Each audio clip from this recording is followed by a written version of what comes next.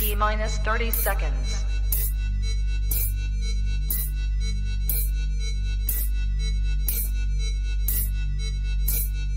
T minus 20 seconds.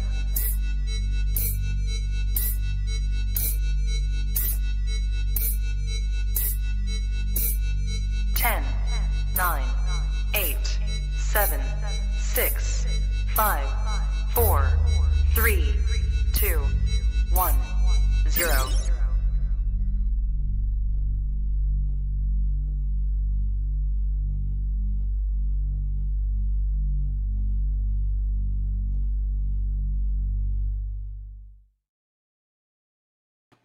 Trap Talk Reptile Network, coolest reptile network in the world, episode 539, all in the tree Tuesdays. First time tapping in with a Germany chondro breeder. That's right, fabulous German tree pythons in the building. But what's going on, man? What a glorious Tuesday evening. Hope everyone's having a good time out there. I'm your boy MJ. Just first time hanging out. If you're into chondros and boreal snakes, this Tuesday nights is where you need to be, right here on Trap Talk Reptile Network. All right, hit the like button, hit the subscribe button, hit that notification bell. Select all. You'll be on top of every single podcast 7 days a week out of the Trap Talk Reptile Network. You can listen to any podcast on any major audio platform, Buzzsprout, Spotify, Apple Podcast. So wherever you listen to Trap Talk Reptile Network, thank you so much for the love and support, all the great feedback. Drop a comment in the comment section too. Let me know what you like best out of each episode. And of course, if you're looking for exclusive content, you want early access to my Friday vlogs, you want to get more behind the scenes, if you just want to support what I have going on and you want to tap in with all the amazing trappers, then do me a favor, click the first link in the description below, right down there, and come join the Trap Talk Patreon family. As soon as you join the Patreon family, you get a link to the Discord, and that will tap you in with over 250 amazing trappers. So thank you to all my Patreon members. You guys are my heart. First and foremost, make sure you please support US ARC. Third link in the description below. We'll take you to usarc.org. If you don't know what US ARC is, read all about it, man. This is very important if you're a reptile keeper. Shout out to anyone who supports US ARC, even if you just go to the auctions, talk about it, let people know. Thank you so much. Shout out to Phil Goss. Shout out to the entire US ARC Association. Anyone who supports US ARC, again, thank you so much. Please consider joining US ARC. Help get these numbers up because they really do matter. Thank you to tonight's sponsor, GS Reptiles, Gary Scavino, #1 in the arboreal game when it comes to looking at YouTube content. This man does it the best, and he's the funniest. He's overall just amazing. So thank you, Gary, for your 2 years of support on this channel. Really means a lot. Please head over to GS Reptiles on Instagram. See what he has available here shortly. You never know what Gary's going to pop up with. It's very random and super high quality. So thank you so much, Gary, for your support. And again, GS Reptiles on IG and GS Reptiles on YouTube. Also, tonight's episode is brought to you by Focus Cube Habitats, #1 PVC design enclosures in the game. Go to focuscubehabitats.com. Let me say it again. Go to focuscubehabitats.com. Look at the 30 plus different designs that you can put your awesome reptile in. And you can also follow them on YouTube and subscribe to their YouTube channel and follow them on Instagram. You can find the link to their website in the description below and go place your order, man. Everything you see behind me, all PVC designed by Focus Cube Habitats, #1 of the game. Also, shout out to Juggernaut Reptiles. If you're looking for awesome short tails, blood pythons, anacondas, just next level species in the reptile game, these guys have been doing it for a minute, and they're really good at it. So shout out to the Armis family. That's Tiffany and Elijah Armis from Juggernaut Reptiles. Also have a YouTube channel as well. So click on that YouTube channel, Juggernaut Reptiles, subscribe, see what he has available. He's really the cutting edge in the short tail blood python game. No one's really doing it like Elijah and his wife, Tiffany. So please subscribe to their YouTube channel. Head over to their Instagram account. All right. See what he's going to have available here and what he already has now. So, and you can catch him at Tinley's for sure. He goes to all the major heavy hitting shows at the NARBC. So thank you, Elijah. Thank you, Tiffany, Juggernaut Reptiles. And then also tonight's episode is brought to you by Blake Exotic Feeders, #1 quail in the game. I'm a huge believer in quail, and I'm about to show you guys that in the future. For now, go to Blake Exotic Animal Feeders on Instagram. Let Blake know I sent you, and you can get this quail sent to your doorstep. He's hooking up all the trappers, and that's a fact. So thank you, Blake. Blake was also at the NARBC Dallas. Shout out to NARBC Dallas. That was quite the time. I had such a good time. All right. And if you don't believe me, ask the mayor himself if he had such a good time Friday night at his house. Happy Tuesday. I know we missed a week last week, but it doesn't seem like we missed a week. No, because we're all hanging out. It didn't seem like we missed anything last week. No. Yeah, I'm still Again, probably one of the funnest 3 or 4 days of my life. But man, I'm still whipped. I'm dragging. And Marshall's Nice. alive too. There's Marshall. I'm alive. Yeah, I made it home. Was home by like 2 o'clock on 1 o'clock on Sunday. That was the goal, right? Yeah, yeah. So, but yeah, amazing party. Amazing. Thought the show was really good. First time I'd been to. Well, I guess the last time I went when it was at Arlington. Yeah. And I guess I just wasn't expecting there to be so much, more. Seemed like there was more variety there than the last time. So, which is ironic because they had tighter, tighter, that's what I was thinking. Sales laws. So apparently, it's quite easy to get your permit though. Like you can get a permit to display, and it's just a couple quick emails and. I'm not gonna say no. I'm not gonna say no names. I'll let you guys connect the dots. But there was a big retic vendor out there, and who I've had on this show, and I was asking how it's going, and I'm like, how are you dealing with this? Are you having to meet 10 people, people down the road? Because I guess all you have to do is legit drive a few minutes down the road, and you could sell it to them there. I guess that's the rule. Yeah, you can be outside the county, I guess, right? But apparently he sold 2 retics and forgot. Oh, at the show. Yeah, he was like, oh yeah, I forgot. I'm like, have a good day. Sorry about that. I heard today from somebody that came by the house that they made an announcement over the loudspeaker that if you were the person that bought a green tree from blah blah blah booth, you need to immediately take it back over there. The Fish and Wildlife wants to speak with you. No way. Oh shit. A green tree python, but that was considered one of the bigger constrictors. I'm confused. That's any constrictor. Constrictor. But ball pythons are fine. Ball pythons except ball pythons and boas is what I heard, and red tail boa, right? That is making sense. Yeah, and I don't know that I don't remember seeing a ton of red tail boas. I didn't say one. I saw some boas. I didn't see no red tails. I saw boas, but if that was me with the green tree python, I would just run out and fucking head right over back to Bill's as fast as I can. We need to get more specifics about what happened because I just heard that it happened on Sunday. Yeah. But Bill, thanks again for throwing such an epic party. Epic. It was amazing. Books. Amazing crowd. So many cool people there. It felt good talking to people, meeting everybody a lot of people for the first time. Some people I hadn't seen in like 25 years. So I stayed up late, Bill. You did. For you, it was late. Like midnight? Maybe midnight. Maybe not even midnight. I stayed up till 1:30 or something Friday night. Come on. I shut the lights off at 3:30 on the night of the party. Hey, Bill, I have a confession to make on the very last night. Because I Irish goodbye to everybody. I just took off because I was fucking tired. But guess what? At 9 o'clock. Guess what I got? I got Whataburger. Oh fuck! For the third night in a row. 3 in a row. The trifecta. Dude, second night was terrible. I got fucking Ruben's order, and it was disgusting. I didn't even get to enjoy it the second night. And I wanted redemption before I left. I didn't.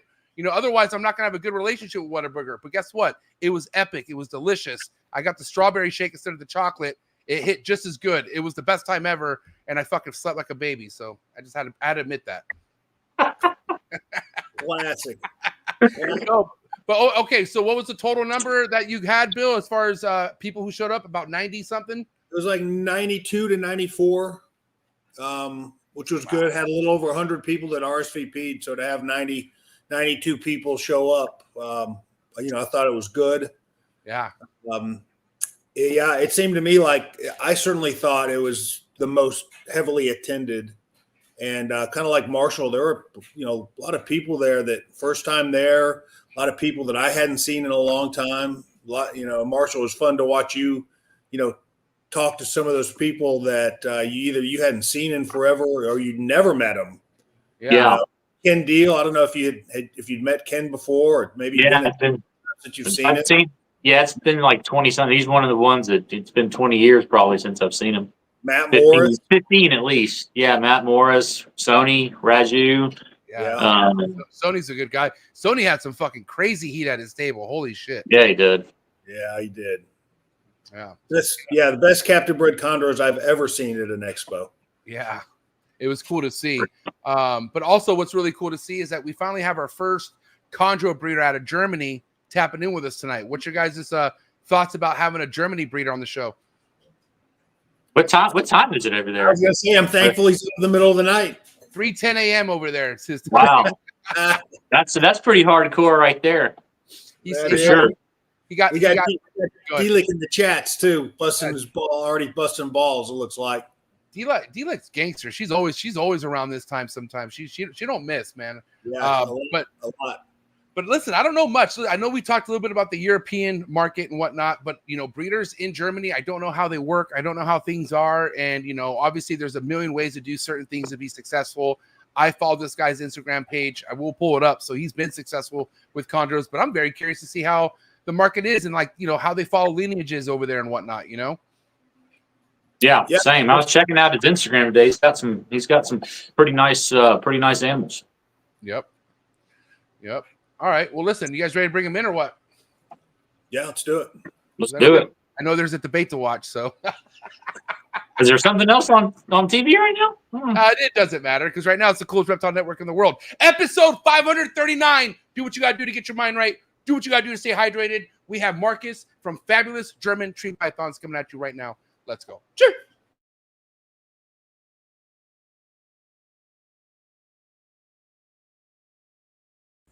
Good.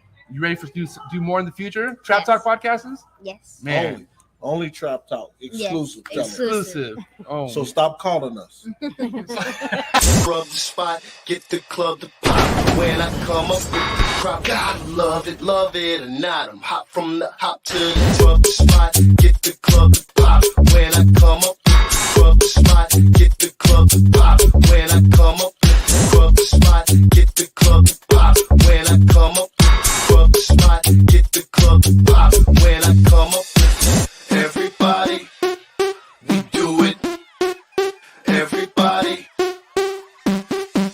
we do it.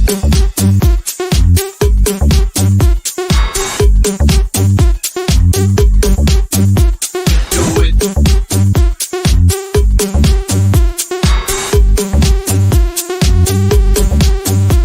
Do it.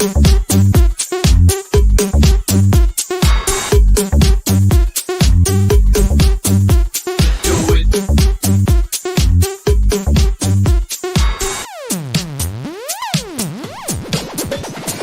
Rub the spot, get the club to pop. When I come up with the rub the spot, get the club to pop. When I come up with the rub the spot, get the club to pop. When I come up with the rub the spot, get the club to pop. When I come up. And we're live, episode 539. Marcus, Fabulous German Tree Pythons. What is up, Marcus? Hey, good morning, guys. Or What's good up, Marcus? afternoon. I was going to say good morning. Yeah, it's very early in the morning in Germany right now, so I'm a little bit tired, and I have my coffee, so all good. Nice. Yeah, thanks for being here, Marcus. Means a lot. Appreciate the dedication to this episode. What part of Germany are you in, Marcus? Leipzig, Saxony. It's Eastern Germany. Wow, awesome. Okay. And Marshall was saying, you have some amazing animals. You've had some success. Thank you. I want to know exactly how long you've been keeping, and how big is the chondro community in Germany and whatnot. Yeah, yeah. I'm 37 years old right now, and I'm doing this since I'm 15 years old. Nice. I was always in the reptile game. Since the very beginning. I chased lizards and colubrids in the kindergarten. Yes, Nice. and I started with, of course, with corn snakes. Went over to ball pythons in 2008. But ball pythons are great. By the way, I love them. But I was always attracted by arboreals. it took me some years to realize that green tree pythons are the shit. And then I switched over, and I do keep them for 12 years now. Yes. Wow. Okay. Awesome. Obviously we talk a lot about, how Marshall was in this for 30 plus years, and then, how far back, Bill goes with his lineages. Like, how did you really come into the green tree python game? Was it locality stuff that you were gathering first, or were there certain designers that you were following? And then how much is your knowledge to the American lineages that are like so legendary to the chondro world? Yeah, sure. Yeah. When I started with green tree pythons, I acquired some locality stuff and mixed stuff. The first animal I got was actually a biak sarong. But yeah, as I said, I realized quite early that I wanted to keep designers. And yeah, the market in Europe is not as big when it comes up to designers like in the United States, that's for sure. But we have some stuff. We have other very good breeders, much better than me, and they do know much more shit. They forgot more than I have ever learned. But and they acquired stuff from the United States in 2013, 2012, and earlier. And yeah, I got in touch with them, and yeah, this was the time around 2015 that I got my first designer. Wow. It was a Calico outcross. The father was bred, the sire was bred by Christian Stewart in 2013 or 2012. Wow. 2012, yes. It was October to Verminiac. The sire is called Mr. Orton. Wow. And I think this was the foundation for the two breeders, Tim Cremarius and Stefan Seidel. They are also known for their amazing blue calico Polaris. And I don't know, have you ever seen Polaris? They are not very often on Instagram or Facebook, but sometimes they drop a photo in the MVF Facebook group. And this is a amazing animal. Yeah, and so I knew I need to get my hands on more of their stuff. And so yeah, I started to build up the collection. I'm not my collection is not as big as some of you guys have a collection. I have 39 animals right now. Yeah, this is actually a very nice animal, but it's a blue line outcross. The father of this animal, it's a female, was an Andrew-Aman animal. He sent this animal to Germany in, I don't know, 2013 or 2014. Wow. And I got my hands on some of the descendants of this, US designer male. And yeah, look how it turns out. This is a very nice female, I need to say. It's a mother of this year's clutch. Wow. Okay, this was the dam of this year's clutch. Yeah, one of the dams. Yes. Yeah, and is this one of the babies? No, this is the female. I think short before. This is a Calico Biak offspring from this year. Okay, another clutch, different clutch. Also this, yes. This was the second clutch this year. It was a Biak to Calico. And they are amazing. I had 3 yellows in this clutch and 2 red ones. I got 7X. She is the mother of this animal's laid clutches before, but small clutches. I think I think it's a designer thing to lay small clutches, but I don't know. And yes, 5 animals hatched. Nice. By artificial incubation. Yes, this is the mother. Yes. Is this artificial? You said you did artificial? Yeah, I did artificial incubation this year. I had some. Normally, I do maternal incubation. I love maternal incubation during the summer, but this year I always try to improve something with the husbandry and with the incubation methods. But this year, yeah, I was a little bit of. It was unlucky. I tried a smaller nest box, and everything went fine for the first 4 to 5 days, and then I realized that she is perching. She is laying quite strange around the eggs. She wasn't coiled tight anymore, so I knew something's going on. Huh. And yeah, so I pulled her and pulled the eggs, checked her. There was no egg inside her anymore, so all good. But I think it was too tight. The egg box, the lay box, the nest box was too small. She wasn't comfortable with it, and yeah. So I put them in the incubator. Have you had pretty good luck with maternal incubation in the past? Yeah, sure, yes. I love maternal incubation, to be honest. It's easy. At least for me, I don't know why. I think it's about my room, and I only do maternal incubation during the summer month when the room is warmer. I don't have any issues with humidity and temperature during the summer. In the winter, when the room heater is online, so the humidity is crap in the room. So it's hard to provide appropriate humidity, and I don't want to host them down any day or every day. So yeah, you know, I mean, a good spray is not bad, but to water them is, yeah, you will kill them. Yeah. What kind of temps are you running in when you're doing maternal? When I did my first maternal incubation, I kept the temperatures much cooler than today. I was like, no, I have to look. You guys doing this in Fahrenheit. I was at 81.5 degree Fahrenheit during the first maternal incubation, and it went smooth. But I realized that it costs the female much of substance. The first female I tried with maternal incubation was Aru.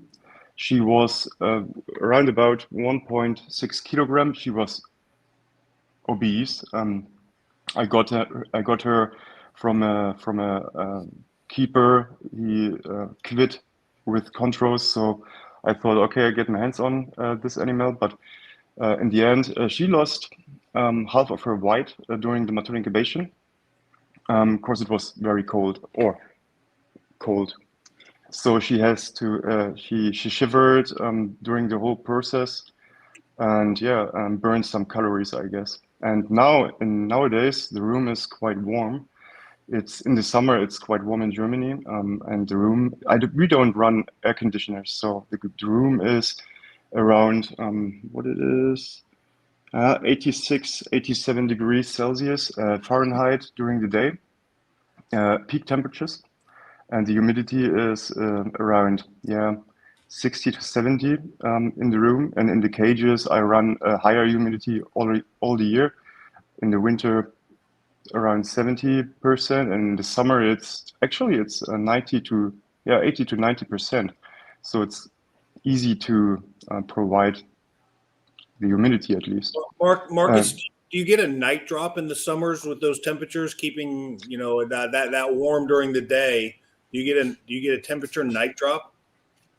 Yes, a small night drop down to what it is, 78.8 around a night drop. 78.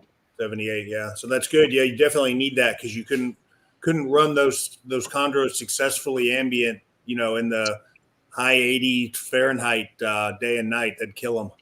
Yeah, sounds pretty perfect the way you got it, the way you have it set up. So no supplemental heat on the cages. I have heat panels running during the winter. In the summer, there's no need for. Right. So only a few lights, LED lights, and I try something with UVB, but yeah, right now I don't see any difference. They do bask under the UVB panels, but there's no change in behavior anyway. So, well, I'm convinced what I'm about to do. I don't know how soon I'm going to do it, but I don't know. I've been kind of not a fan of the white box, the inside white boxes. I just feel like it's bright, and I don't know if you guys noticed Marcus is, but I had this idea, and I just kind of want to go cork wall with it now. I mean, how do you like that, Marcus? The cork wall for in your caging, is that working out for you? Okay. yeah, the one thing that is perfect, it's not as bright as with white cages inside. Right. So it's more, I don't want to say more natural to them, but it's darker. So the light is, yeah, it's not as bright as it would be with a white cage. And I think it's also good for the humidity. I do spray them daily, and the humidity is quite perfect. It's a different story with my quarantine cages. They are plain. There is no cork inside, and the animals always hide behind the plants. Yeah, awesome. I'm curious with your winter drops. I mean, with your winter temperatures, how cold is it getting in Germany? Like, well, what's the kind of night drops you're dealing with during the winter? In Germany, it depends a little bit on where you are in Germany.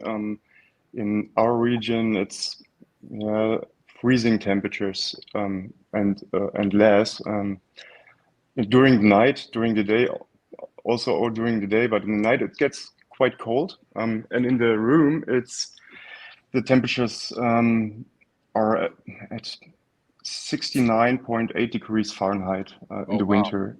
Sometimes a little bit less, but I try to avoid this. My neonates are kept over water. I do keep them over water, and they do take a swim during the night almost every night. So it wouldn't be too beneficial to keep them that cool for a longer time. But 21 degrees Celsius, so 69.8 degrees around Fahrenheit during the night, and during the day it's 86.9. And I'm sorry, what do you like to keep your neos at, Marcus? I'm sorry, what temps do you keep your neos at? During the night, they have supplemental heat in their racks, and I do 26 degrees during the night. It's 78.8 Fahrenheit.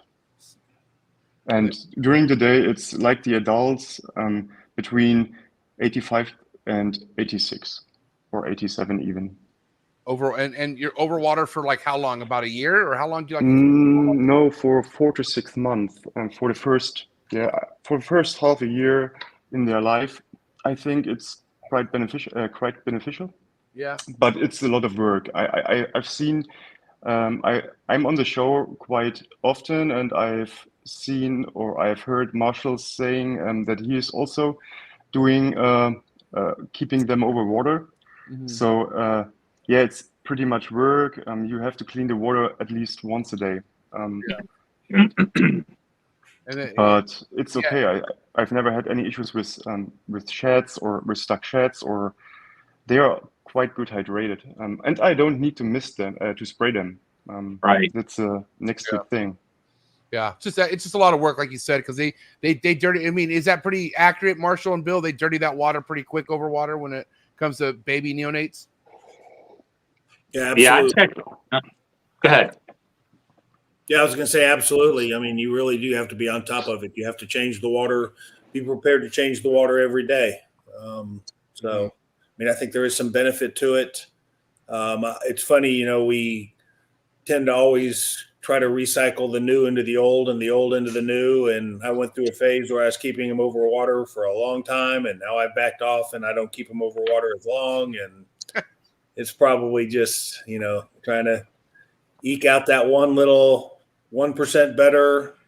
But I agree. If you're going to keep them over water, you better be prepared to change the water every day. Bill, yeah, exactly. I'm curious, Bill, what's your, and also Marshall, what's your guys' like go to when it comes to like, you know, graduating them from overwater to paper towel? And I know, Bill, you're doing paper towel now, but when did you like to like graduate them from being overwater? For me, I've kind of evolved after a couple of sheds, you know, get a couple of sheds and then take them to the paper towel. And I keep that paper towel really wet 24/7. So, you know, it's kind of almost like they're over water, but if they get down on the paper towel, you know, they still have a fresh water dish.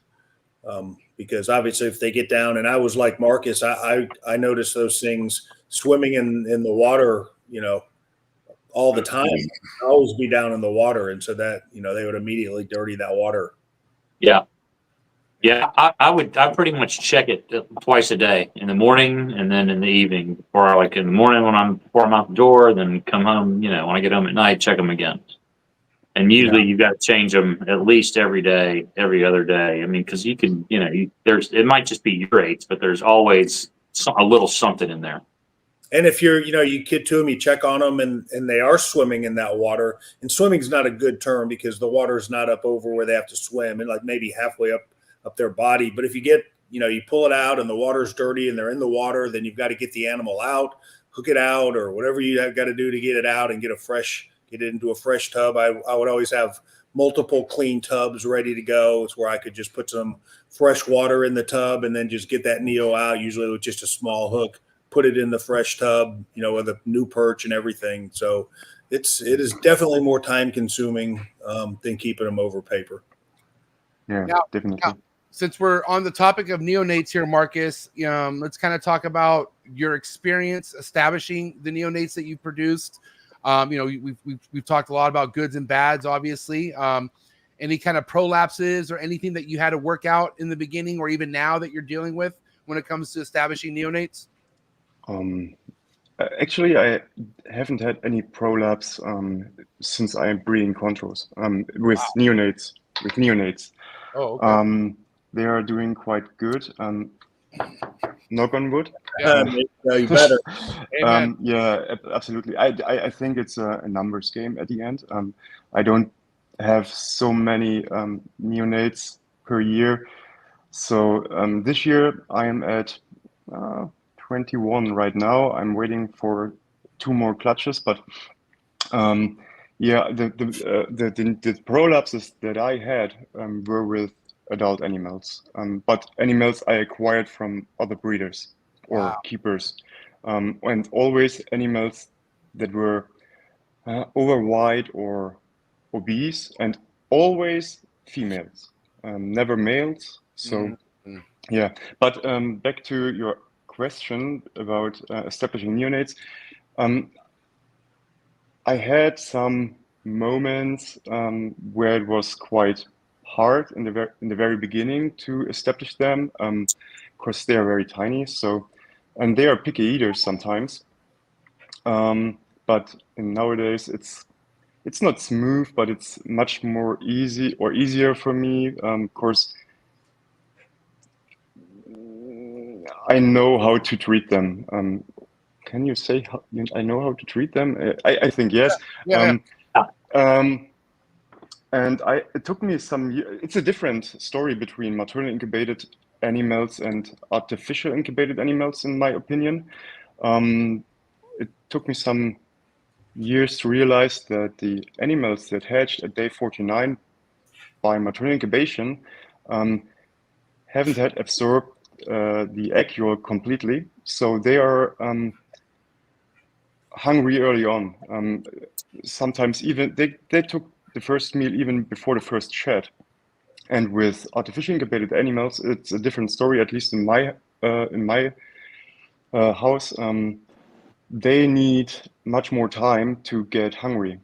I think it's about the egg yolk. It's high caloric. Interesting. So Yeah. I wait for after they hatched with artificial incubation. It's at day 54 roundabout, and they need 1 or 2 days more to emerge from the egg, and then I give them 4 weeks before I try to feed them. And 4 weeks. after the 4 weeks. 4 weeks out of the egg, or 4 weeks after first shed? No, 4 weeks out of the egg. Okay, that's about right. I mean, yeah, it's about 2 weeks after a shed, you would say, right? Give or take.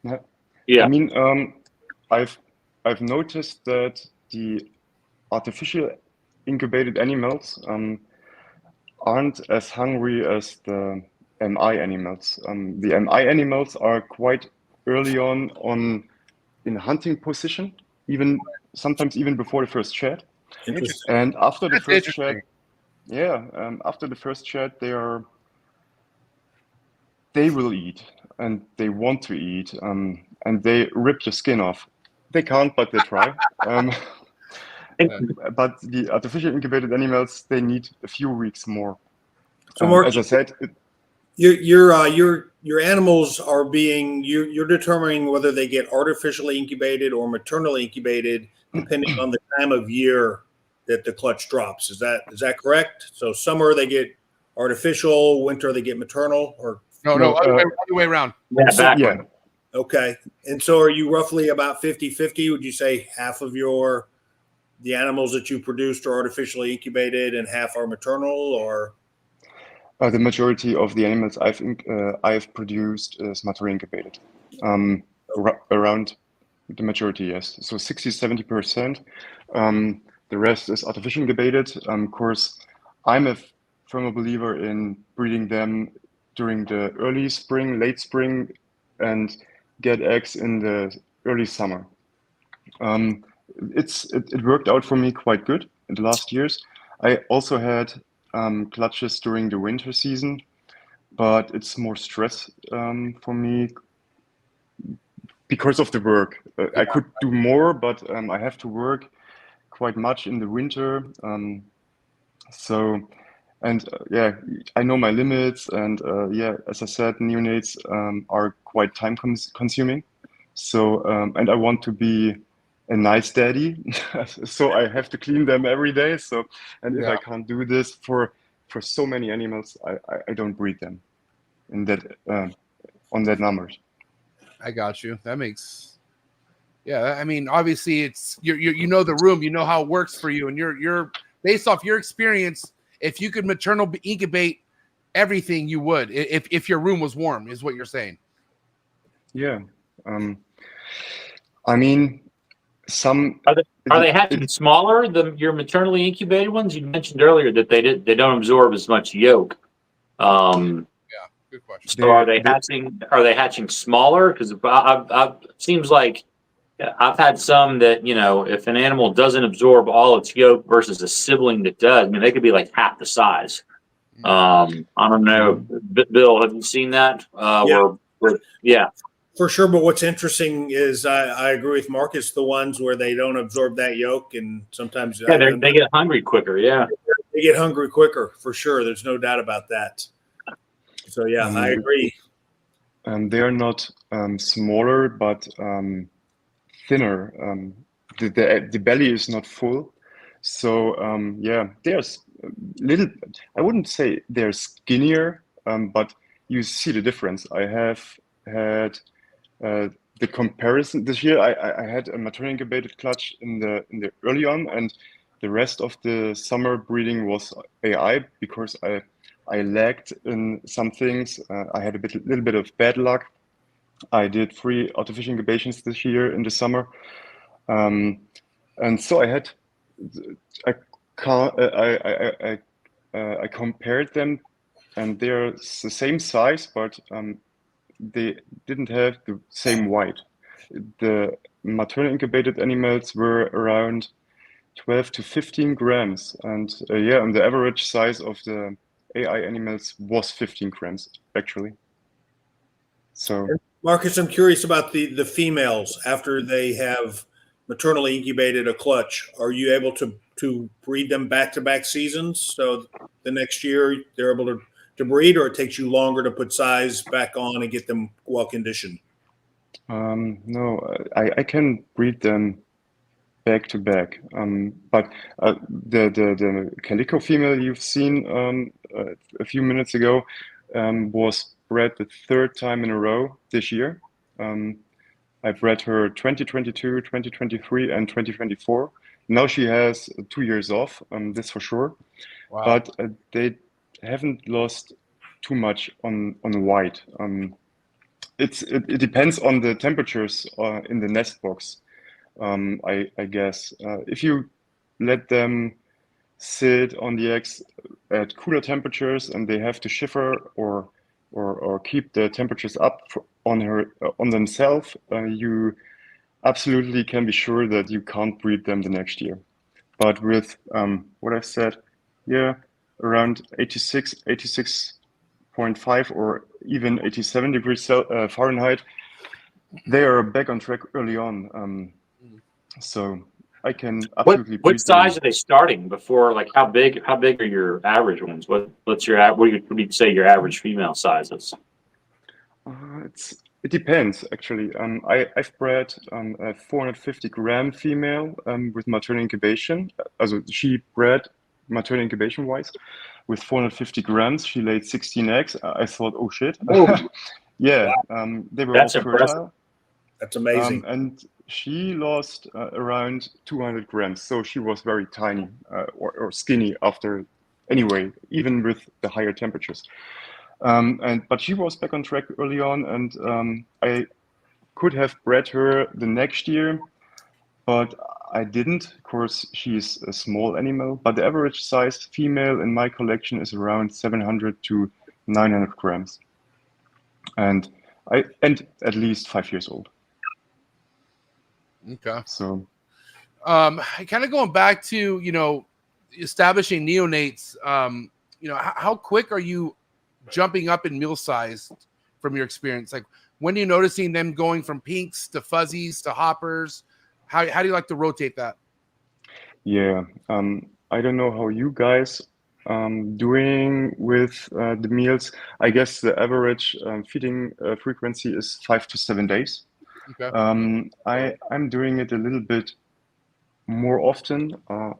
After they had their first meal, I try to feed them every 3 to 4 days for the first 4 months. So they get established quite easily, and I can take the next size, like what it is after Neo. It's a fuzzy. Fuzzy, yeah. Fuzzy. With Yeah, a little bit fuzzy. of fur, and yes, Yeah, fuzzy. it's a fuzzy. And so after the 10th to 15th meal, I can Jump it up. take the next step, and when they are on fuzzies, they are growing quite fast. But I do a food interval for around 5 to 7 days after 4 months for the rest of the Okay. year, and yeah, it works for me. I don't know. I haven't had any prolapses so far, and I know I've listened to your show. There is some paradigm shift in feeding neonates, feeding pinkies. I haven't had any issues with pinkies so far, but you're absolutely right. The nutrition value is Shit. shit. Yes, it's absolutely the Terrible. case. Yes. I'm very anti-pinky, and I know it works. I know it's a way to do it, but for me, I'm a true believer that's the fucking enemy to prolapses. I can't guarantee it, but I'm going with my gut instinct on this, and I'm like, fuck pinkies right now. I'm good. I got other options. Yeah, I think we talked on Instagram about your gecko breeding colony, and I was very interested. But to be honest, I would absolutely try it. If it is captive bred and born geckos, I would go for. But I don't have a supplier, to be honest, and I don't have the room to breed them. I mean, they don't need much space, you need but this much room. That's all you need. yeah, sure. Bill has this on a fucking, like, it's not even even. It's like tilted, and he's still getting eggs. You don't need much. Okay. I'll tell you, it's hard to convince somebody to go away from feeding pinks if they have not ever had a problem. That's true. I really don't think I would have ever ventured away from alternative food sources, pinks, except I ran into problems, and I think it's hard to convince somebody to change their ways based until it becomes an issue with them. And I mean, I think that's just human nature. And listen, I'm telling you, I'd be the same way. I would be feeding pinks to this day, religiously if I just didn't have issues. Right. So, but I've listened to you, and you are using chicken gizzard. So I think I will give it a shot and to try the next clutches, even at least for a few animals to try it out. Yeah, because then I think even a chicken gizzard has more nutrients than any pinky mice. yeah, I promise if you hold them up next to each other, it doesn't take a scientist to know that the nutritional values is more in a chicken gizzard than a mouse. Yeah. The baby that I had prolapse, man, it's been eating gizzards like a champ. And shitting good, and it's shitting no products, right? All right. Yeah, I've been doing like two gizzards and then one like pink. And Get the pink out of there. It's shit 3 or 4 times. Knock on wood. We'll see. We'll see how it is. It's about half the size of the siblings. I'm superstitious about removing the pinks altogether because eventually I want these damn things to eat a rodent.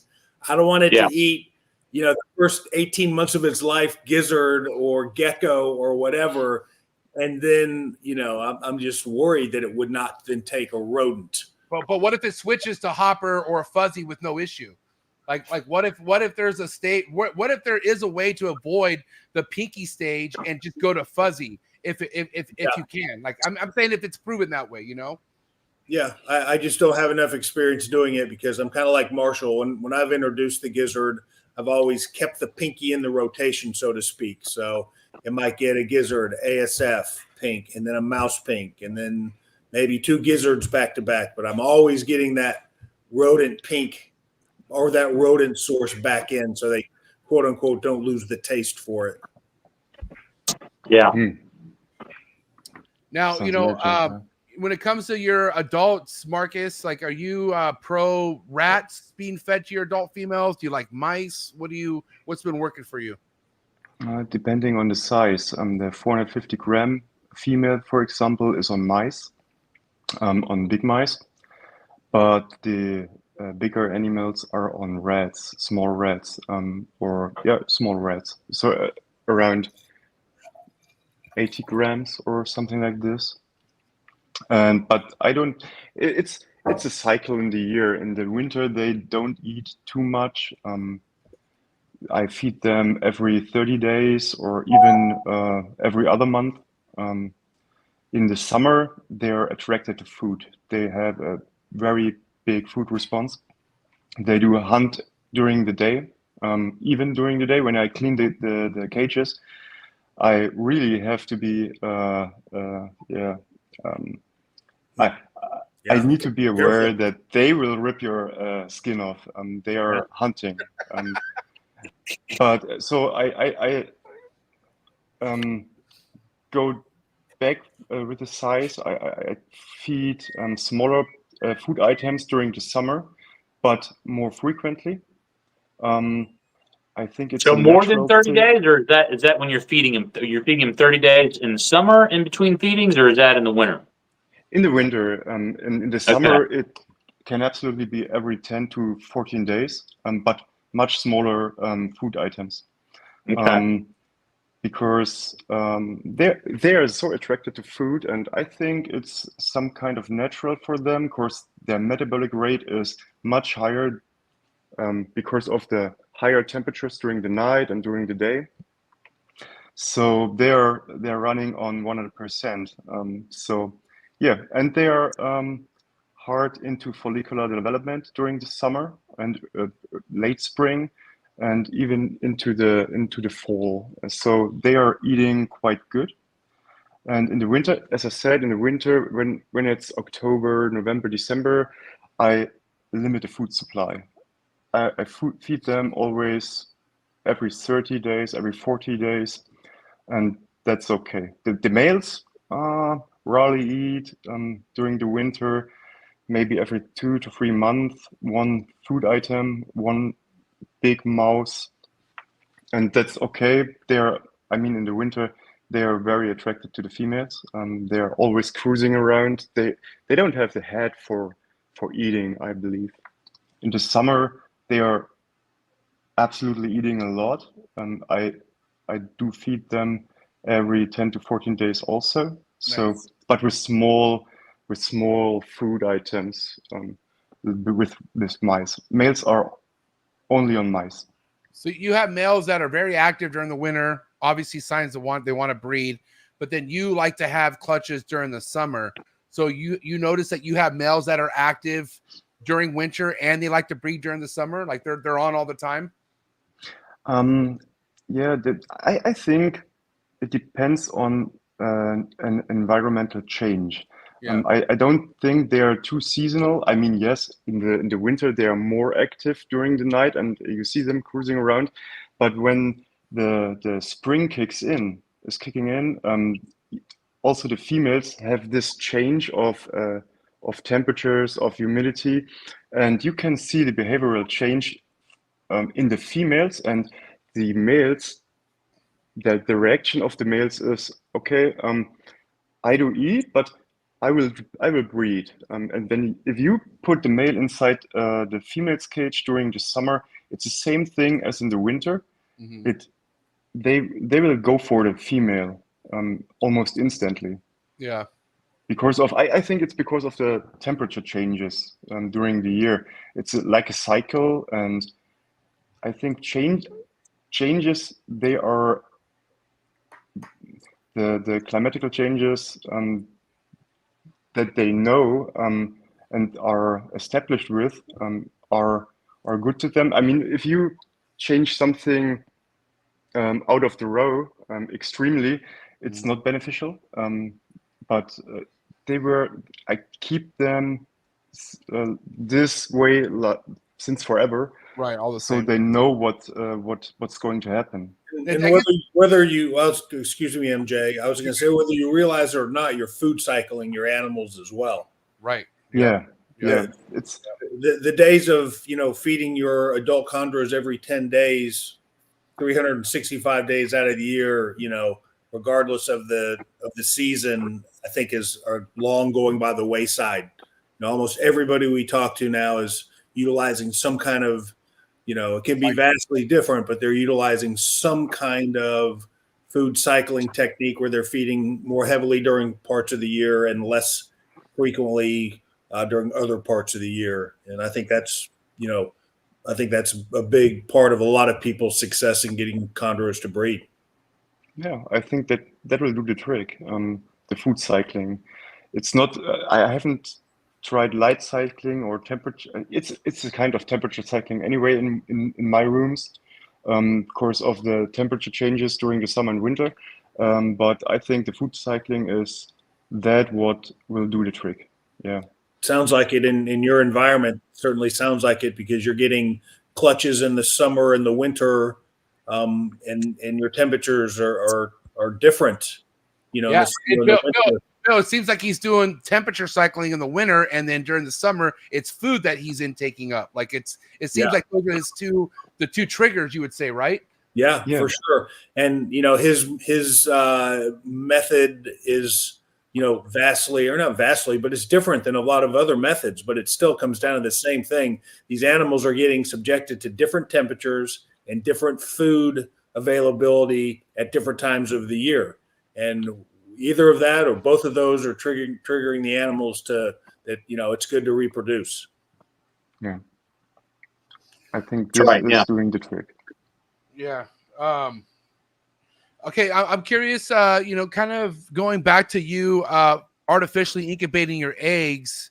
Do you have a preference as far as like the kind of egg box you like to use, like with the kind of substrate? Are you over water? Do you like vermiculite? What do you like to do as far as when you do cook your eggs in the incubator?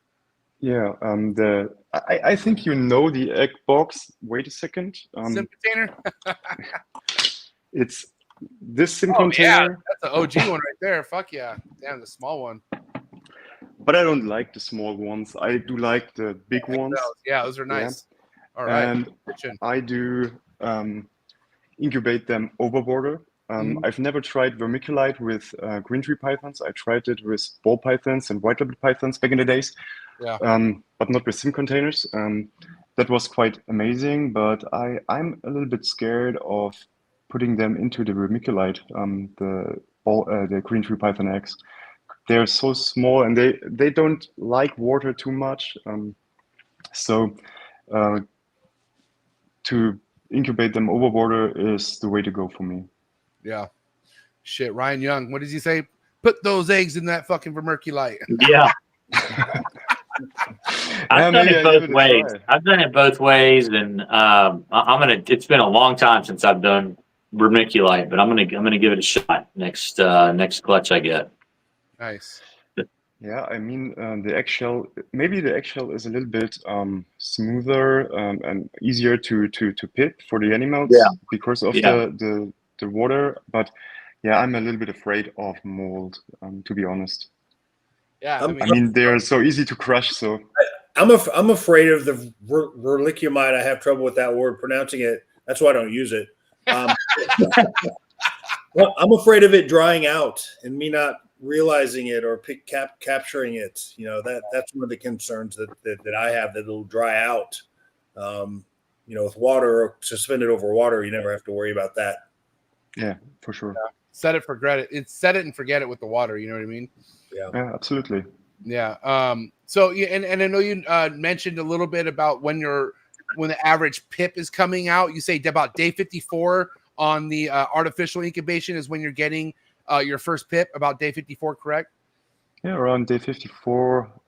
One clutch was at day 53, but the average is day 54. Yes. And how do you like to handle the whole cutting an egg? Like, are you a believer that you see a PIP, wait a couple days, and then you cut? Do you wait 24 hours, or do you not believe in cutting at all?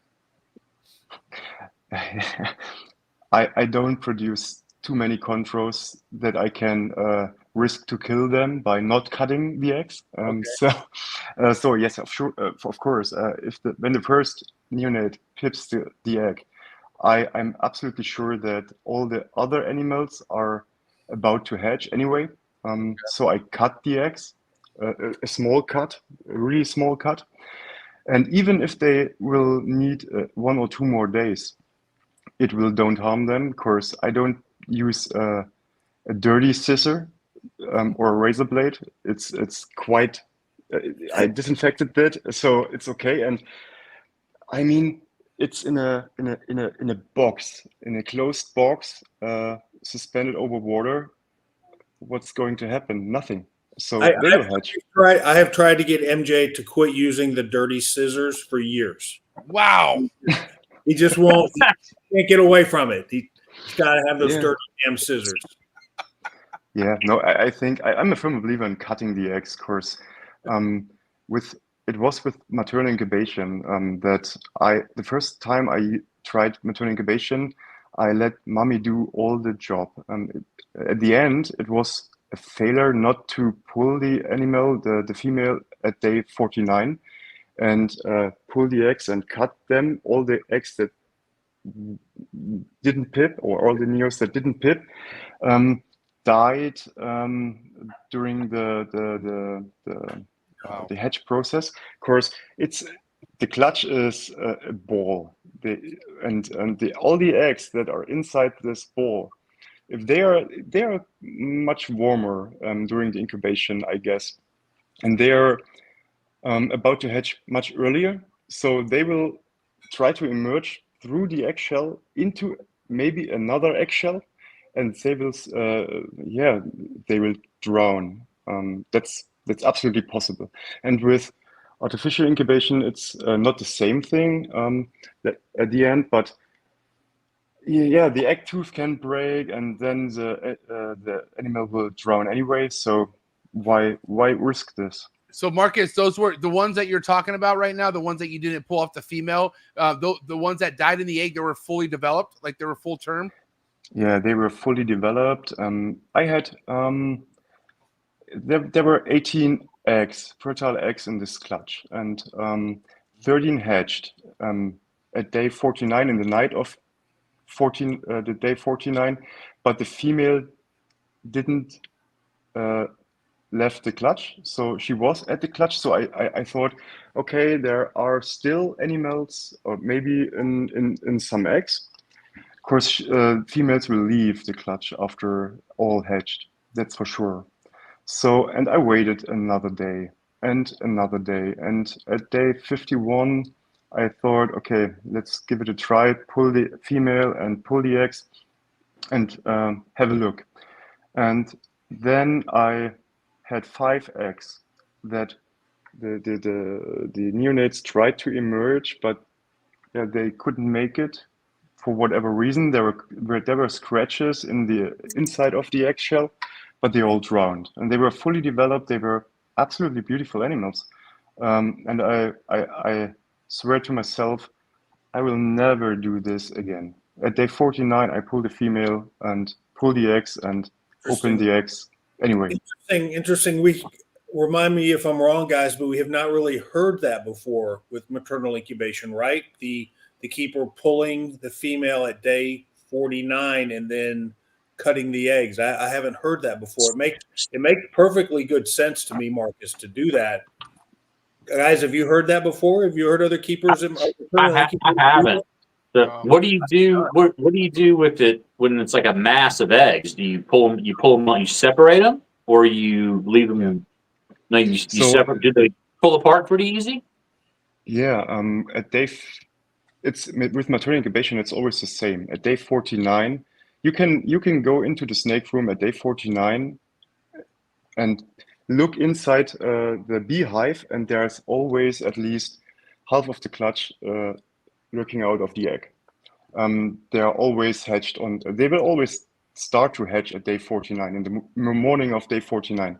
So it's never day 50 or 51 or sometimes it's 48, but I think it's because you missed the lay date, or Yeah, you're off. Yeah, not her. You're off. Yeah. But it's in my collection, at least, it's always day 49. And yeah, I can absolutely take the animal, the female, and take the egg mass, and you can separate the eggs from another. They're sticking together, but at this point, it's even if you have a little scratch in the egg, it doesn't matter. Of course, they're going to hatch anyway. You have to be careful for sure, but it's not necessary that the eggs are not hurt. Interesting. Okay. Yeah, very interesting. And then what do you do? What do you do with the eggs after? Let's say you make a little pip day 49, and the eggs that have not pipped. What do you do with those eggs? Do you put them in an incubator now, or do you put them? What are you doing with those eggs until the animal completely comes out of the egg? Wait a second. I put them in these tubs with a perch. Yeah. But not over water, that's for sure.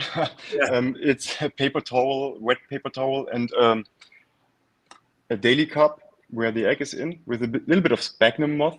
And I put it into the tub, and during the night they will hatch. That's as soon as the lights aren't active anymore, they will hatch. They will emerge. And what are you doing with that tub? What temperature are you keeping that tub at right there? Just room temperature, or is it in an incubator, or? It's in the rack, and the temperature is at 86, 87 degrees, like in the nest with the mother. Yes. Got it. And those are the temps throughout the whole time it's in a rack, right? Until it graduates into its own enclosure. That's the temps you like to go in the racks, 86. Yeah, for the daytime, the first days, it's always the same temperature. So they have they came into the world quite smooth. It's warm, it's okay. And after the first shed, I have a nighttime drop down to 26 degrees Celsius, so 78. It's a minimum temperature during the night, but during the day it's 86, 87 degrees Fahrenheit. Nice. But after the first shed. Yeah, I don't institute that night drop till quite a bit later. Maybe that's 6 months old. I'll start a little small night drop, maybe sometimes as much as a year. Oh, really? You Mhm. keep the bed? You give them heat 24 hours a day? Yeah. Wow. Okay. Same here. Really? Yeah. I keep mine. Yeah. I keep mine at 83, 84, 83. 83, 84. Yeah. My room's warmer than yours though. My room probably gets about, I want to say 80 degrees. Hold on. Yeah, 80 degrees. I would say like 80 to 82 degrees daytime, and then nighttime it gets 77. But I do feel like it even gets even warmer than that sometimes, especially right now during the summer. So whatever I'm doing now, I just feel like it's been working great. I don't, all neonates have been, thriving pretty well. I just started realizing like where I live, less heat is more. Because for whatever reason, the ambience just happened to be enough where I'm at, especially right now during the summertime. And Marshall, my room night temperatures are 75. So I just didn't feel right about keeping fresh hatchling babies at a nighttime temperature of 75. So yeah, it's their night temps are in the low 80s. I should. I don't know if I let them go as cold as the room. I think I have to check, but I think I let them get. I think I do a 70 night drop to like 79.9 or something, just to give them a little, a little something. Yeah. I think it may be a good idea. I think it may be a good idea to give them a, even if it's a small night drop. Yeah. But they can heat up. They can, they on the back side of the tub, close to the heat tape, they can get up to 86, 86.5. Yeah. So, with those kind of high temperatures, I think that the night drop's actually about necessary, but you wouldn't want to keep them that warm, constantly, like you were saying earlier. Yeah. Yeah, and I'm curious, Marcus, do you prefer belly heat or do you have back heat? Where do you provide the heat tape at in the rack? I have belly heat and no, not belly heat. The side, like vertical, Back. the back. Back. I have back heat and from above. Yes. Sorry. Oh, no, you're good. You're good. You're good. So you prefer the back? Okay, back heat. Mm-hmm.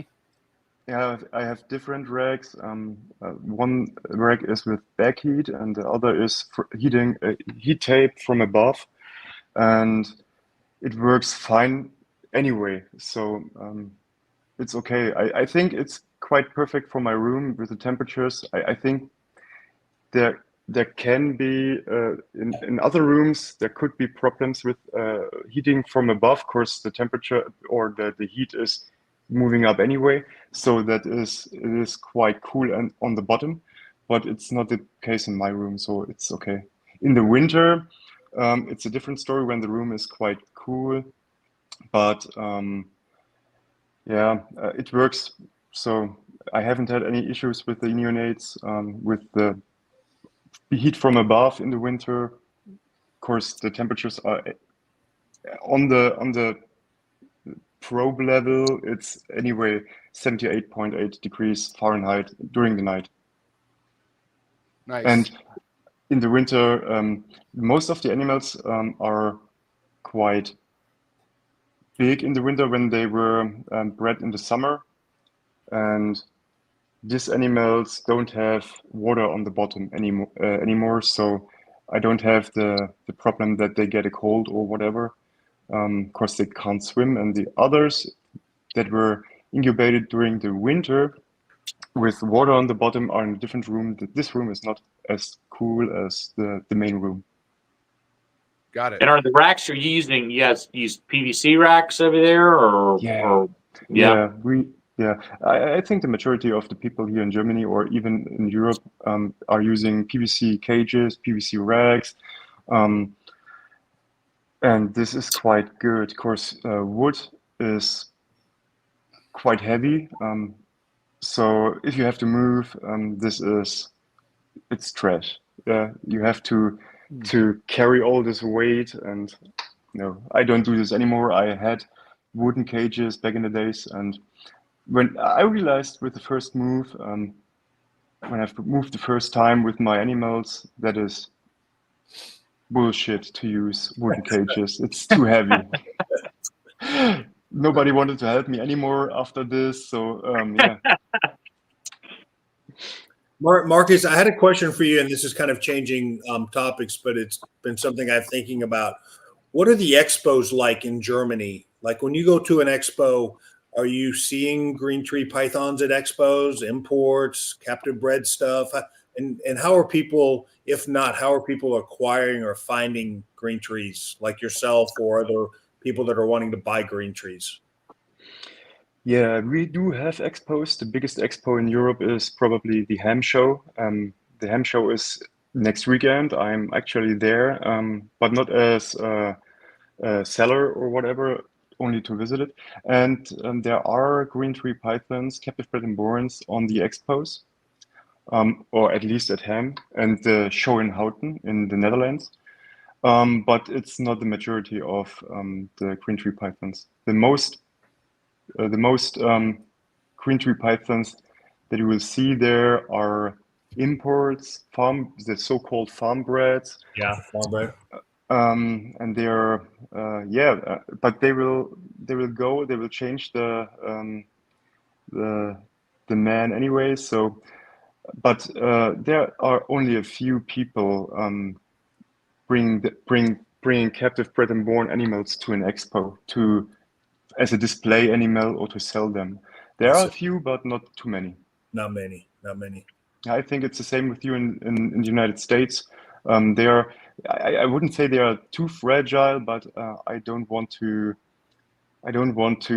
display green tree pythons at a show. Of course, there's so much room to screw the process up with pest shit or mites or whatever.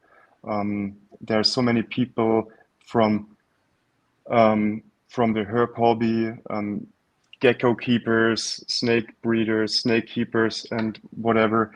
And they are all on your table and all are touching something. And I don't like this. That's not good, I think. But I like to be on the shows as a visitor. Of course, it's like with you, meet and greet, say hello to friends, and for sure. We don't have a party like you in the United States in the Casa Stiga, but that's a big party to fill. Let's just say that. Marcus, you should start one in Germany.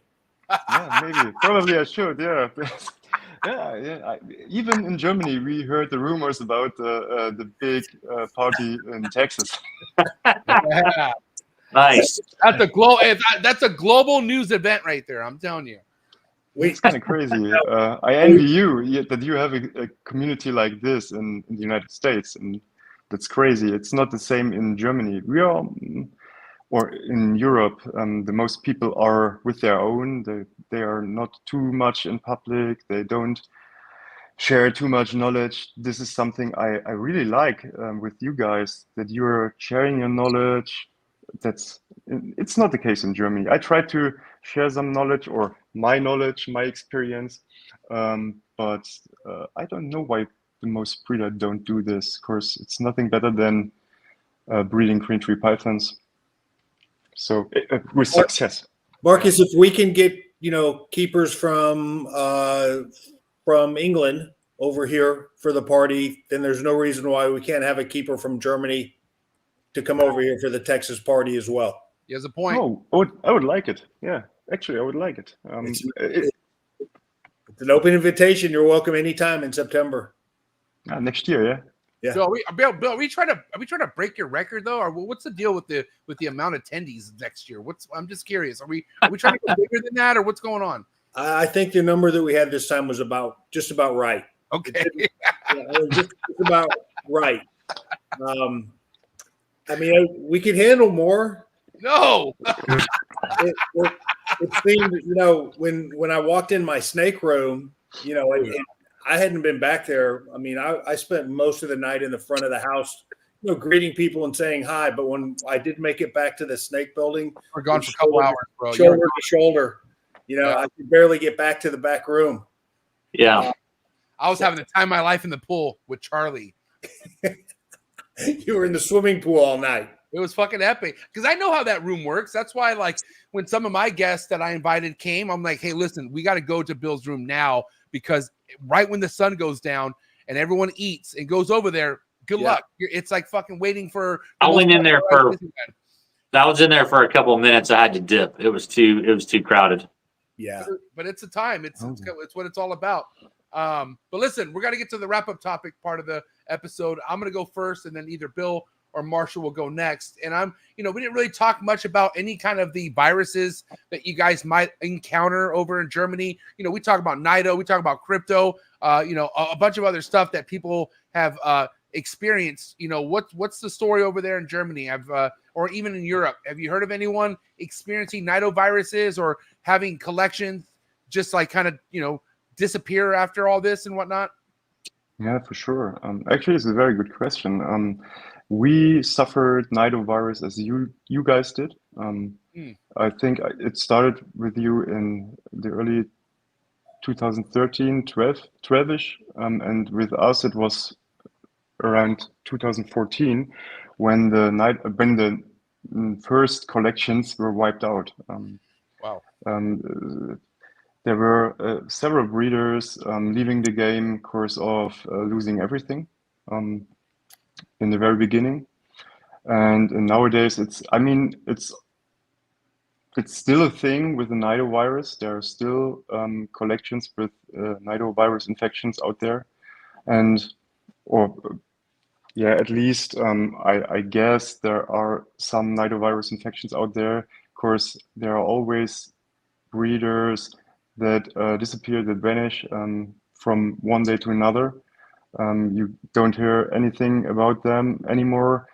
Whole animals are dead suddenly.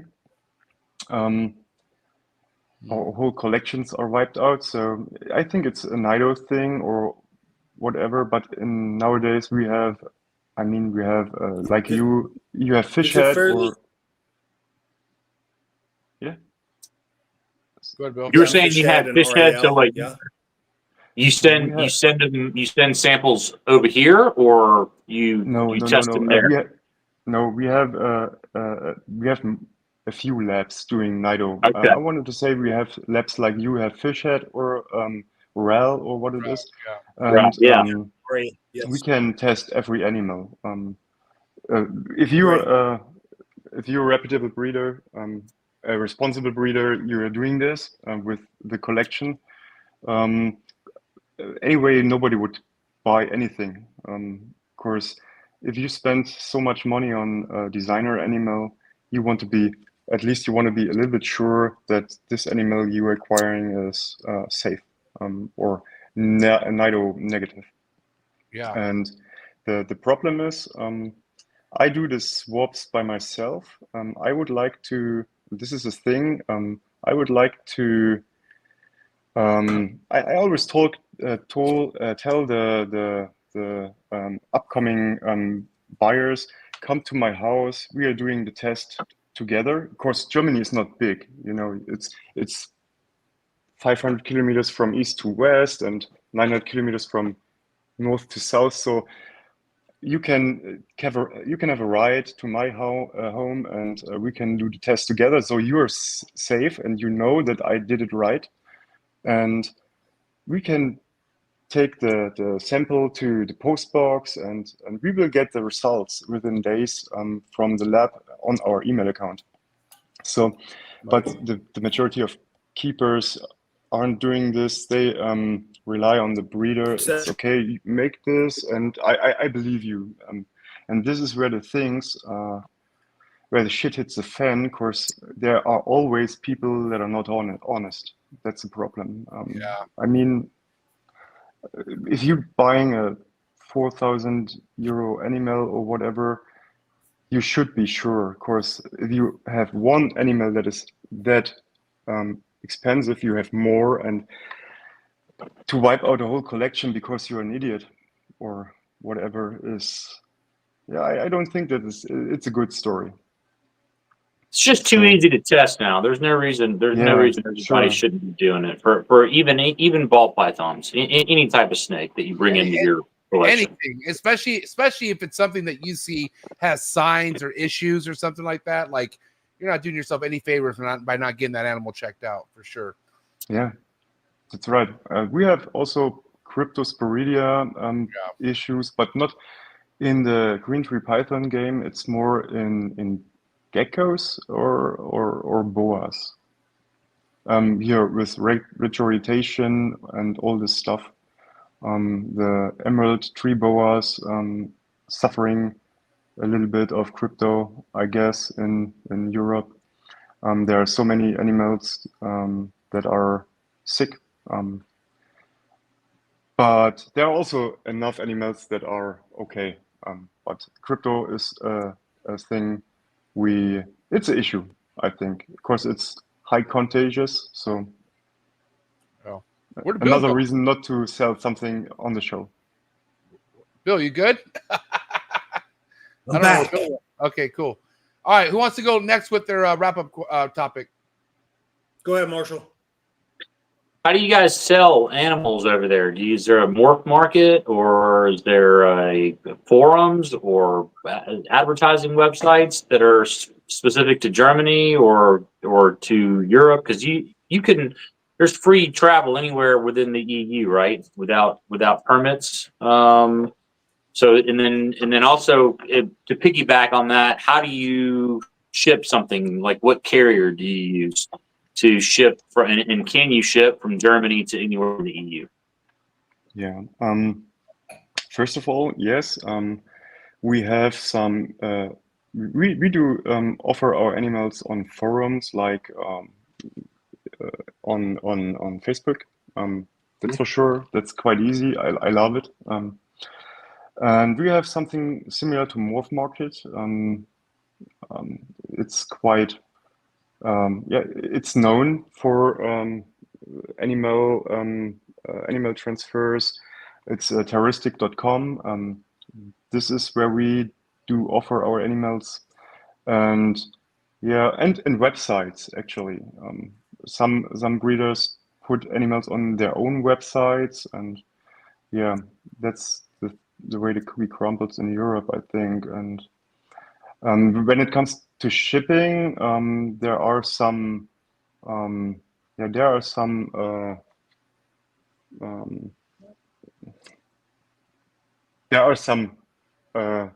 some ways to ship with Go Express or whatever. You can make everything online and put the address on, and anybody will pick up your animal and drive it to the new customer.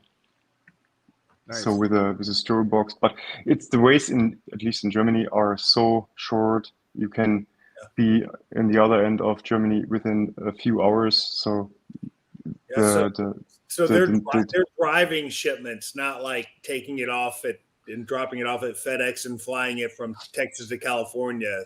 I mean, Germany's so small. They drive it everywhere, or just go pick it up. Well, yeah, Yeah, but exactly. if you can also ship anywhere in the EU, right? Yeah.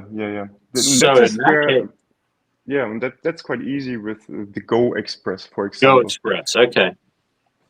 That's And you're easy to saying ship that's like animals. a carrier, like one person comes and picks the box up from your house and takes it there? It's a company, and a person comes to pick it up, the animal, and put it into the car, and he's driving to the new customer. So it's kind of like Uber. It's kind of like Uber shipping almost.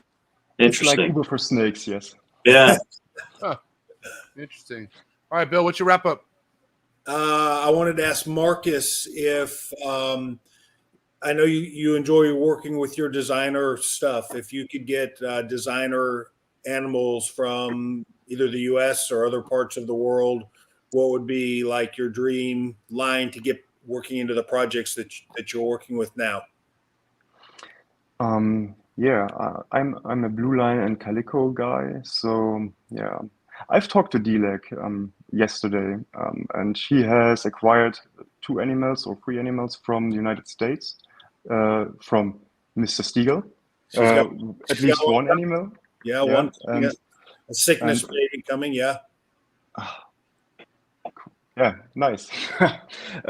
Yeah, actually, I would like to acquire in the future animals from Christian Stewart or John Irby, and Bill Stiegel. Of course, your animals are, that's crazy.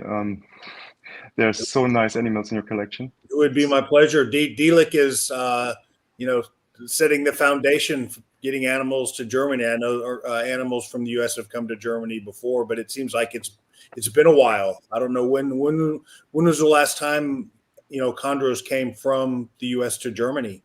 Yeah. I think it was something like 2015.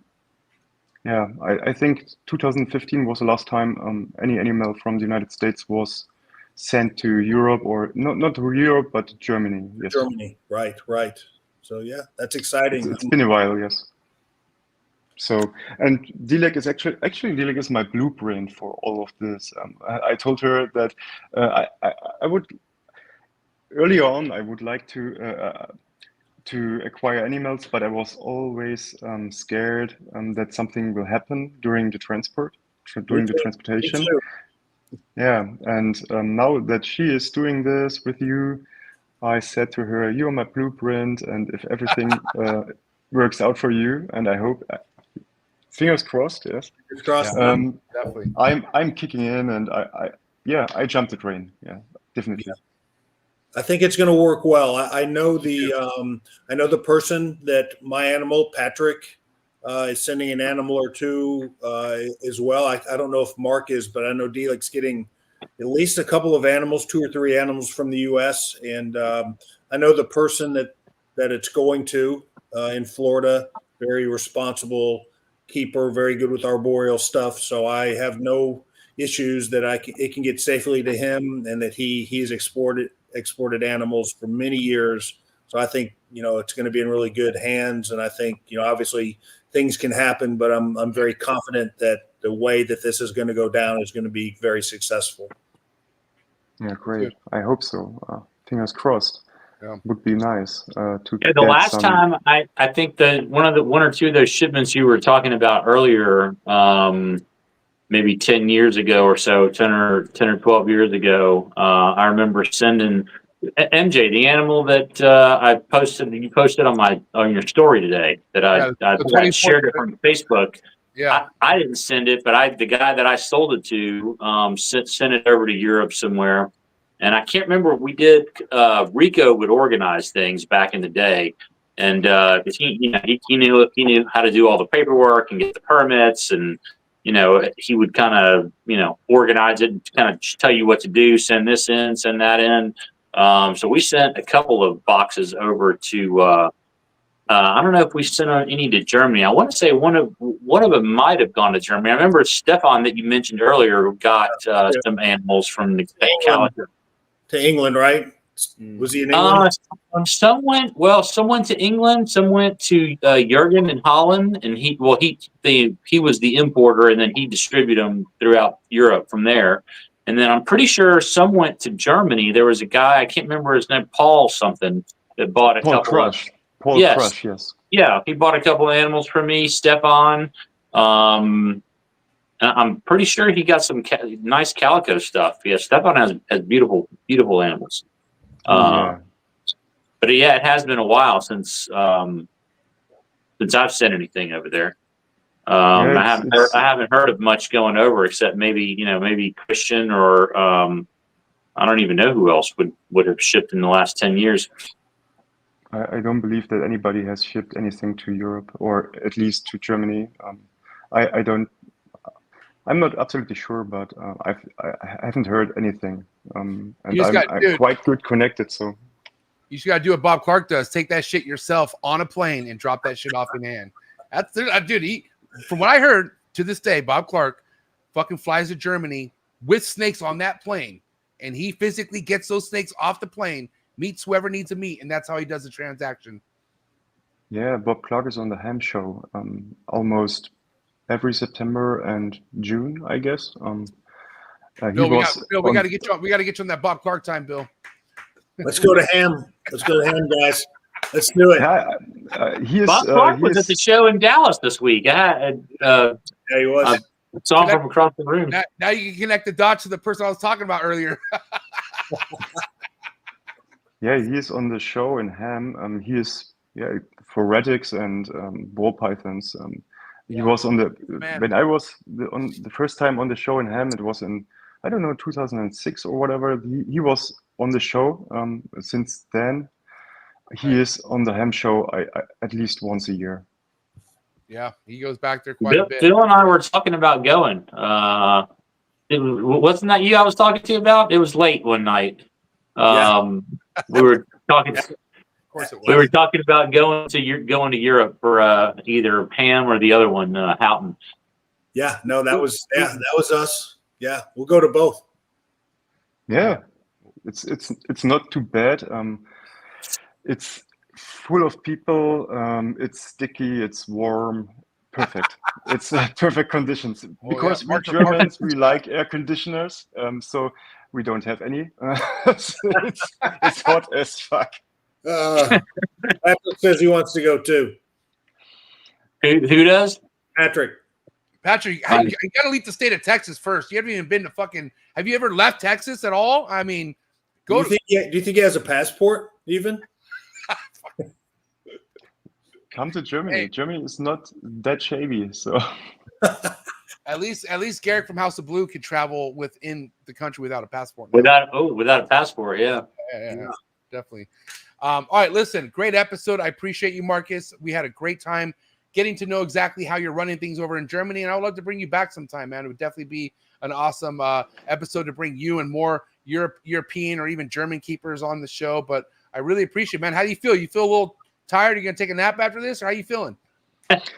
Oh no, I would like to come on the show once more, sure. And Yeah, 100%.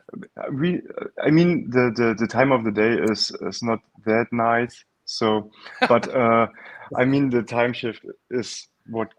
Yeah, in a few hours I will go to work and. Oh wow, everything's you got to good go to and- work.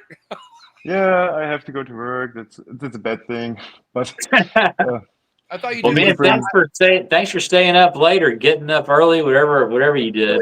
He got up early since he's drinking coffee. You're Okay. welcome. It's perfect. I mean, I appreciate it. I'm honored that I am on the show. Yes, Yeah, right on. it's a great honor. And talking to legends, so Well, you can wake up in the morning for this. Absolutely. All right, my man. Well, Super listen. glad you came on, Marcus. Thank you. Yeah, totally. For people to follow all your work, Marcus, is Instagram the best place? Fabulous German Tree Pythons on IG. That's the best place to follow you. Yeah, I started with Facebook, but now I'm switching to Instagram. It's a better place to be for the hobby, I guess. Better pictures. It's easier to manage. Yeah, Instagram is the way to go. All right. Well, I'll put that link in the description below. But for now, guys, go give him a follow. Check him out and be ready for his next episode here on Trap Talk. But I appreciate it, Marcus. Enjoy the rest of your day. Give it up for Fabulous German Tree Pythons, ladies and gentlemen. It's a wrap. Good morning, Marcus. Thank you. Thank you, guys. thanks, Marcus. Bye. Appreciate it. Have a good one, man. Yeah, ciao. Ciao. Cool guy, man. Sucks he has to go to work. I for sure would be calling off. I'd be like, fuck. I'm like, I'll tell my job, guess what? I quit. I just was on Trap Talk. I don't need this shit no more. Yeah. Calling sick. That's what Sal does. He gets all locked in and he just calls in sick. You know what I mean? We're calling late at least. Go back to bed a couple hours. Right. Hey, but what a good episode. His English was legit. He did great. Yeah, very, very good. Yeah. And, it was interesting to know that, of course, he has blood over from the States over in Germany, but definitely interesting that it's been that many years and nothing has been, shipped over there. And I think, Bill, you're going to have something to do with that here shortly. Yeah, for sure. Animal going to Delic literally in just, I think, in November it's going to go over. Finally. The same time that Sal's is going over. We have a date in November to get his animal. And I'll let the cat out of the bag a little bit. I don't want to ruin Sal's thunder, but he picked up another animal here while he was here. Oh, Can it go on the same? Can it go on the same permit out? Unfortunately, it cannot. So it's going to be a few months, another 30 to 90 days to get permitted for this one. But who gives a shit? When you're already a year deep, what's another 90 days? Who gives a fuck? Yeah, I'll take good care of it for him. Ship it, Sal. Go get the good move on you, Sal. But yeah, that guy's about to have some heat and great episode, guys. Bill, need some encouragement, man. I got ACL reconstruction. I know you've had more than a few of those in your time, right? What's your recommendation for me? Well, I'll just say that the ACL reconstruction is much better than the total knee. So, Is it? Okay, cool. Oh yeah, you're going to be, for a few days, you're going to be, off your feet or not real ambulatory. Shouldn't have a whole lot of pain. I think I had maybe 24 hours of, pain where I was taking pain medicine. Then after that, you're getting up, you're moving around, it gets better every day. So you'll do just fine. I know. Personal question: will I be able to like make it up to my shower upstairs, like on the stairs, or what do I do? No, you're gonna have trouble with the stairs, bro. You're gonna have to make alternative plans for that for a few days. Well, Lily hose me down then. No big deal. Pretty much, yeah. Outside, strip outside and just take the garden hose to you. Lily's gonna get all that paid back from the shows I've been going to. Oh my God. All right. Well, listen, guys, I appreciate you so much. Phoenix Reptiles on Instagram, must follow. And of course, Red Mountain Herps. I appreciate you too, guys. Enjoy the rest of your night, and we'll be in touch. Good night, guys. Hey, guys. Right. Give it up for Bill. Marshall, it's a wrap. Bye, boys. See you later. Thank See you. y'all. Peace. Thank you for everyone who tapped in. Great episode. Really cool to hear how things are happening over on the side of the world. Germany, man. Shout out to Germany, first and foremost. Shout out to all the German trappers out there.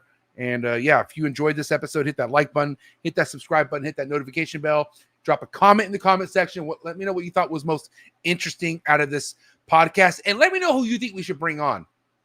If you guys out there are heavily in the Chondro community and you're like, MJ, you haven't brought this person on, bring this person on, drop a comment. All right. And if it's someone I don't want to bring on, I'll explain why I don't want to bring it on or why they won't come on or whatever. But drop a comment. Let me know.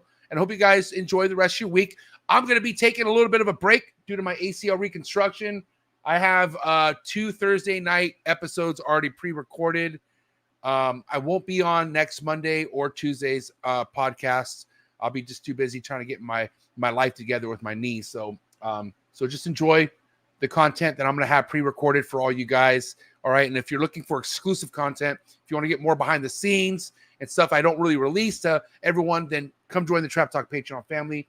You can do that by clicking the first link in the description below. Awesome Discord to connect yourself with. Awesome Instagram group chat. So thank you to all my Patreon members. You guys are my heart. I love you guys for all the 5+ years of support. And the Patreon family is still growing. Trap Talk Patreon family, coolest Patreon family in the world, just like this network.